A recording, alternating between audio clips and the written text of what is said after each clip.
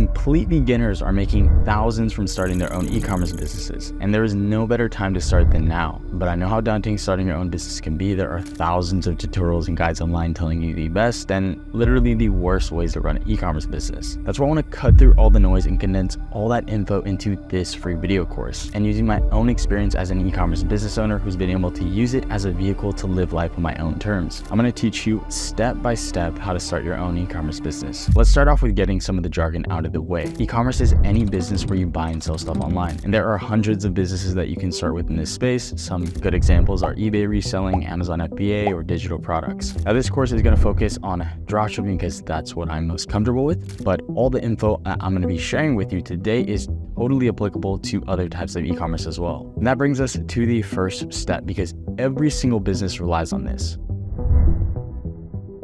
Now, if you don't know how to follow this first step, you could be bankrupting your store before you even start, which is why you should learn how to choose the right product. Hundreds of gurus have taught you the same thing, and that's do your research. And that sounds very simple. All you need to do is scroll through Facebook and TikTok to try and find whatever's trending. But that method is only the beginning. You can go so much deeper with your product research. And the deeper that you go, the more likely that you'll come across a winning product. So there are two ways you can look for products. The first way is called the top-down method, and this is how it works. Start by looking for a specific group of people within a specific set of needs or interests. Like for example, with my first store, where I decided to go into the phone accessory niche until I pivoted and went deeper into the hypebeast iPhone and AirPod case accessories. So now that you have your niche, you should go through all platforms like, for example, Etsy, Amazon, and AliExpress to find a list of unique products that cater to that specific group. So let's just say we decided to pursue, I don't know, crocheting or the crocheting niche. I would go onto AliExpress and search for something like crocheting kits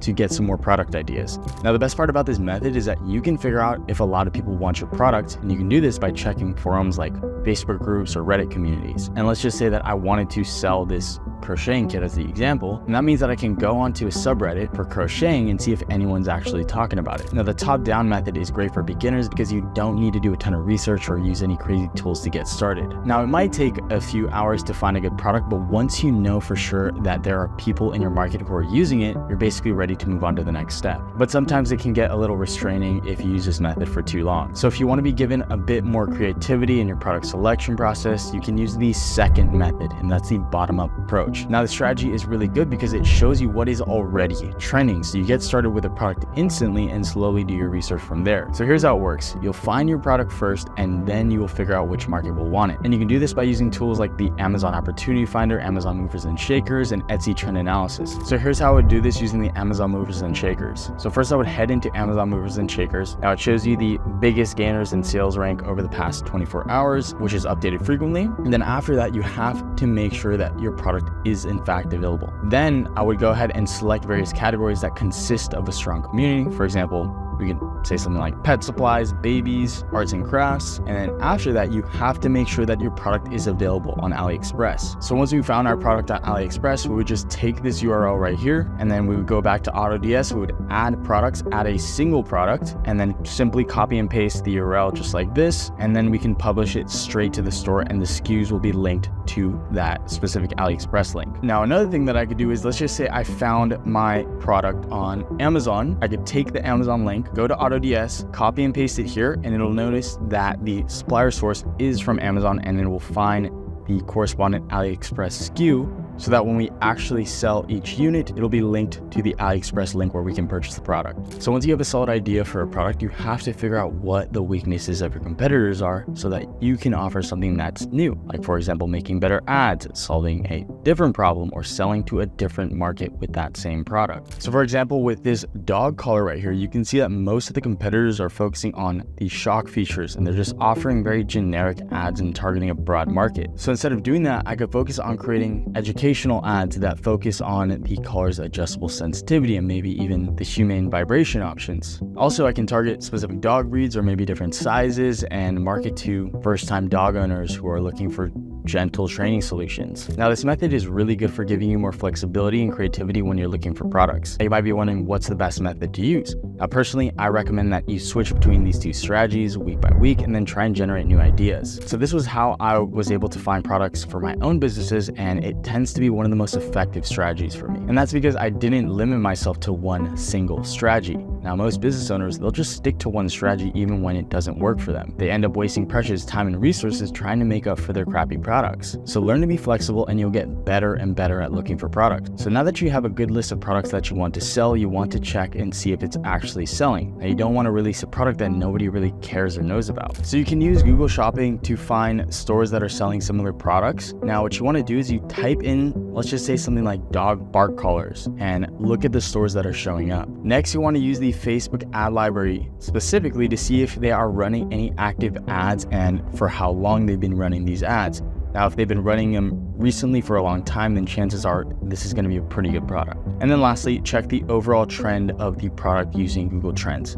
Now, this tool, Google Trends, is going to show you if the product is growing, if it's stable or declining over time. Now, ideally, we want to choose a product in, of course, a growing market. Now, for example, if you just type in dog bark collars into the Google Trends and look the past year, you're going to be able to see if more people are searching for it over time. Now, this is going to tell you if the market is growing. Now, you can also use AutoDS to look for products. Now, AutoDS has its own product research tool that allows you to search for trending products across various marketplaces. And the platform allows you to research competitor stores and products so that you know what's selling within your niche. And if we use their new Facebook Spy tool, you can look into Meta's entire ad library right here, see what other people are selling. And then as you can see, they have very advanced features to let you narrow down your search. Now, this is for the Facebook Spy as well as the TikTok Spy tool. Now, believe it or not, but finding good products is only one single part of running a successful e-commerce business. And in order to start sending out products, you have to get in touch with the people who actually make them. And to do that, you have to start searching out for suppliers.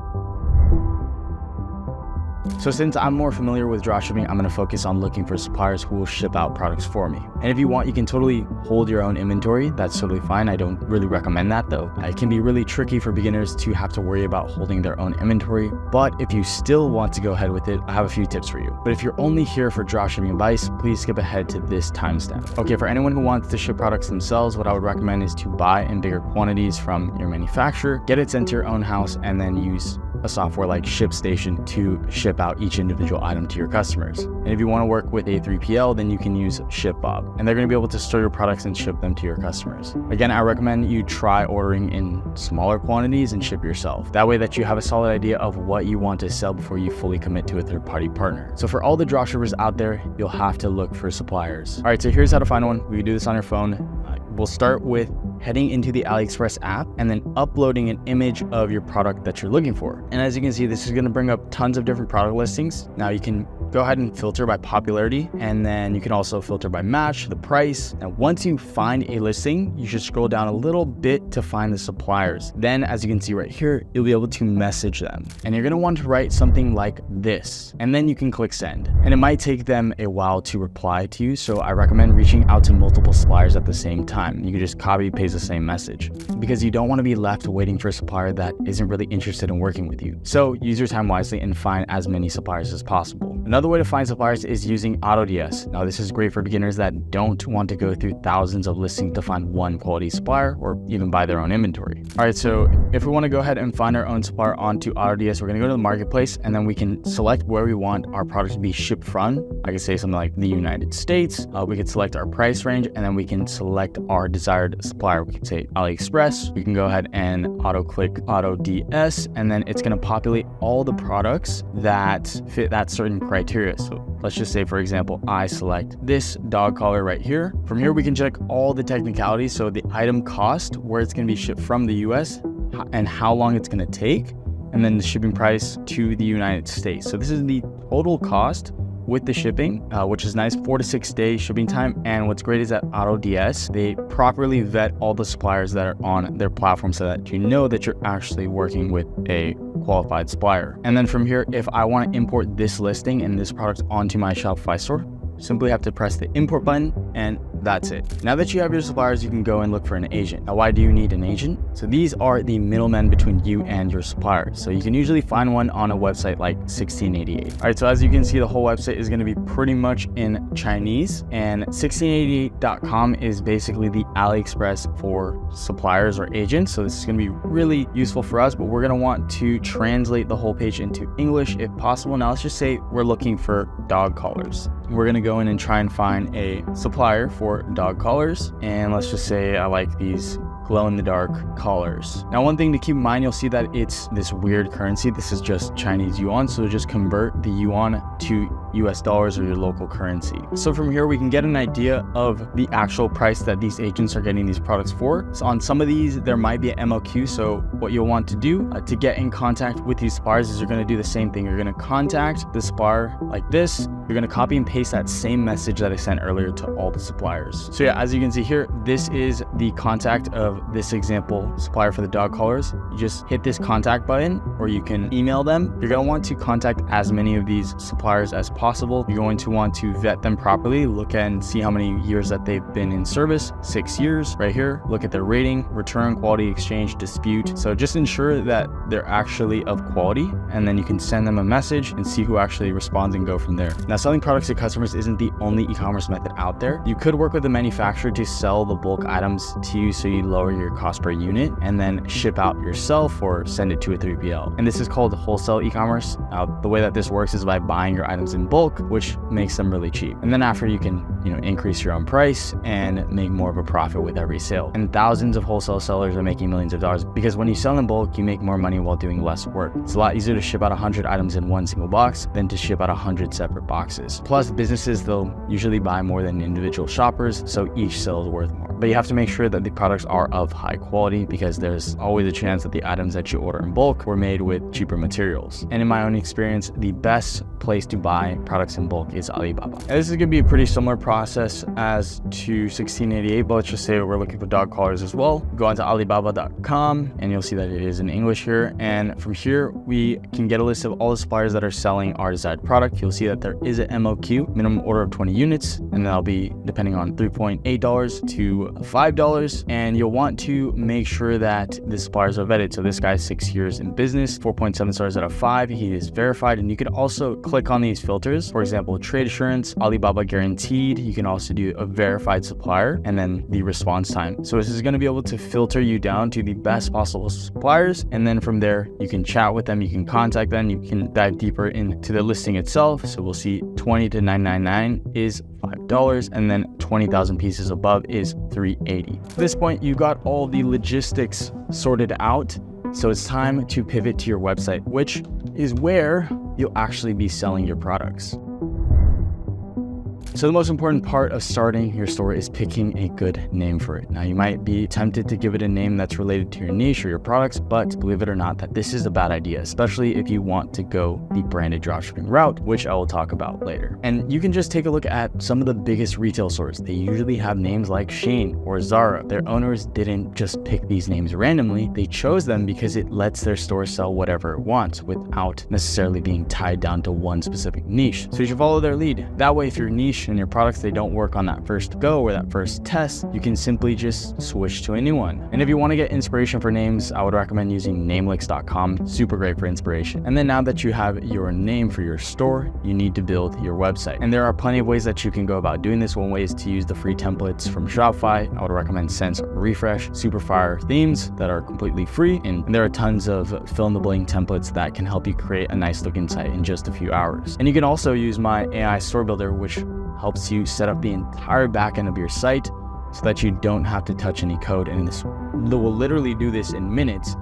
Then after that, you can work off of what it gives you to really just streamline this whole entire setup process. And it might be tempting to spend weeks and maybe even months on your website. You want everything to be perfect. You want it to be beautiful. After all, this is the first thing that they will see if they want to buy something from you. But I will say I don't recommend that you spend any more than a week on your website. And that's because it's much better to get something out quickly instead of being slowed down by what you consider perfection. This is called the first mover's advantage. And it's a popular school of thought that some of the biggest business owners follow. It states that you need to move quickly and grasp at any opportunity you can when you're just starting out. Don't be scared of mistakes, because no matter what you do, they will always happen. And the best thing that you can do is try new things and learn from them. So once you have a solid working website, you can launch it. Personally, I think that you should launch your store within a week and get suppliers on board, because you can always improve it later once you have real visitors. When your store is up and running, it's time to start driving some customers to it. And in order to do that, you need to do some marketing.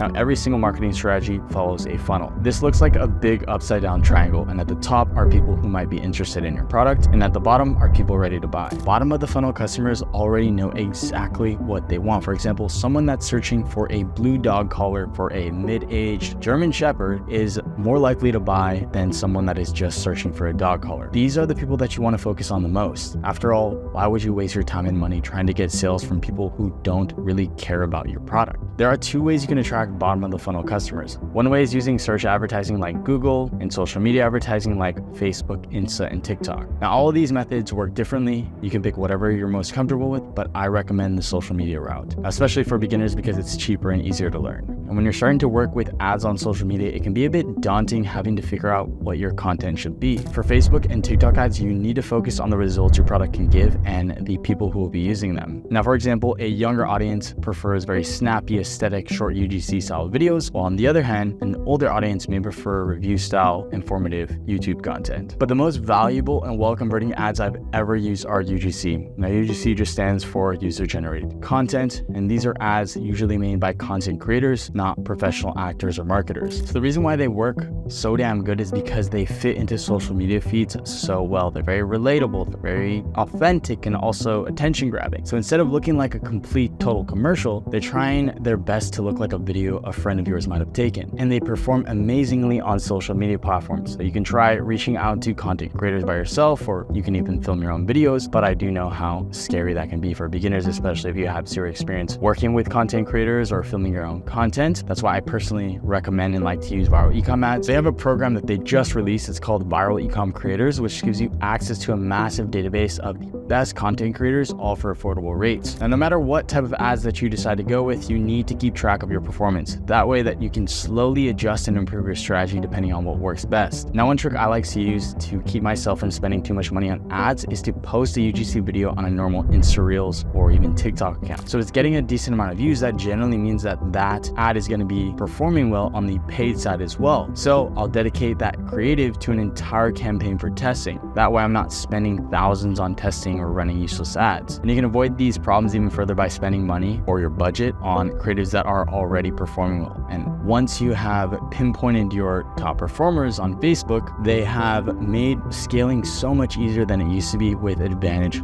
Plus campaigns. Because instead of tweaking the structure and worrying about precise targeting, the exact audience that you need to target, these Advantage Plus campaigns, they'll do literally all the targeting for you so that you can focus more on the creative side. So as the campaign starts performing well, Facebook, they'll recommend that you increase the budget by 25% every 7 days. Now, I haven't really noticed much of a difference on my end, at least, so I'll just double it. So for example, if I start with a $100 a day budgeted campaign and it's working well, I'll just shoot it up to $200 a day, and I'll continue to do that so long as the return on ad spend is holding, the ROAS is holding, and above my break-even ROAS, aka I'm profitable. So doing something new out of nowhere can sometimes bring more bad than good, but your marketing is useless if you don't have a compelling offer. An offer is what will get your products to sell, and it goes hand in hand with your marketing. And if either one of them is weak, you just won't make any sales. So to make compelling offers, you need to understand what your customers really want. Now, the biggest mistake beginner stores make that I see is that they're outlining all the features that their product has. They're literally giving an essay about why you should buy their products. Your customers don't actually care about your product. It doesn't matter if it's made out of $10,000 of materials. If it doesn't give them results, they're not going to buy it. So instead of saying something like, this dog bark collar has some of the latest features, you should say, do you want to reduce your dog's barking by 50% in just 1 week? So if your offer doesn't make your customers unable to refuse, then it's not good enough. And to do that, you need to give them something in return, something they can't say no to. For example, buy this $50 bark collar. If you don't see significant reduction in your dog's barking within 30 days, we'll give you a full refund. It doesn't have to be a refund either. You can offer extended warranties, free upgrades, bundling options or personalization. Just pick whatever works best with your product, and that will make it impossible for your audience to say no. And when they can say no, it'll be much easier to get them to buy from your store over and over again. You can offer discounts on future purchases and even create a loyalty program. There are literally endless possibilities, but it all boils down to building a loyal customer base. So speaking of loyal customer base, that's why you should build your own brand. And when people visit your store, they should instantly get a feel for what your brand's identity is. Because the stronger your brand is, the faster your audience starts to trust you. Building a strong brand involves a lot of connecting pieces. But to get started, you need a logo, you need a solid brand message that you repeat over and over in your website and brand email. Those are the bare minimum that you need to start building your own brand. We'll go through them one by one, starting with the logo. And making a logo is so easy. You do not need to be a graphic designer. What I like to do is literally go to Canva. I'll create a design right here, and then I'll go down to logo. And then let's just throw the example that I'm selling golf products. I'll literally just type in golf logo, and I'll try and search for something that looks pretty good. Right here, let's just say I take this one. You don't need to be a genius to do this, but you can see, like, I'll take this one, for example. Let's say I like this. I'll just take this template, straight up change the name. Let's say my brand name is Flowform, whatever. I'll reduce the size a bit. I'll try and get it centered. That Flowform, golfing equipment, whatever, established, and that's it. Just like this, I'll share it, download it, and that's my logo. So yeah, I like to use Canva because you have all these various templates, super easy. You don't have to use Canva, you can use whatever you want, but I personally like to use the software. So now with the professional looking logo, we literally did that in minutes. We can move on to working on our brand message. So this is what we'll be pasting all over our website, making sure we emphasize it every single time. And a good brand message is always focused on what the audience wants. Again, think back to our compelling offers from earlier. And to get some inspiration for what our brand message is, I like to use ChatGPT. So this is super simple. You can just follow this format, and since you already have an offer for your store, you can write a prompt like this. You can say something like, give me a brand message based on this offer, and then you'll input your offer in, and then it will output some text that you can use as a starting point. Of course, you can edit it to your liking. And last but not least, we need a brand email to reach out to our customers, because you don't want to be sending out emails using your own personal email address. You just be flooding your own inbox with emails from your customers. So here's how you can set up a brand email in literally less than a minute. Just go to gmail.com. You can create it for personal, it's totally fine. You can convert it to business later. Just put your name like this. We'll go next. Put whatever for here. You can put your actual birthday. I'm just gonna do whatever, random birthday, obviously male. So you're gonna put your brand name. If you can get the .com that's available, that's ideal. You go next. You'll create your password. You'll confirm your password, and that's it. This is the email that you'll be using and that you will add onto your Shopify store under the contact button. And this is how you start an e-commerce business in 2024. Now, making your first sale can be the hardest part of running an e-commerce store and a business. That's why I made this guide right here on how to get your first sale within 24 hours. Go watch it. I'll see you guys in the next one. Peace.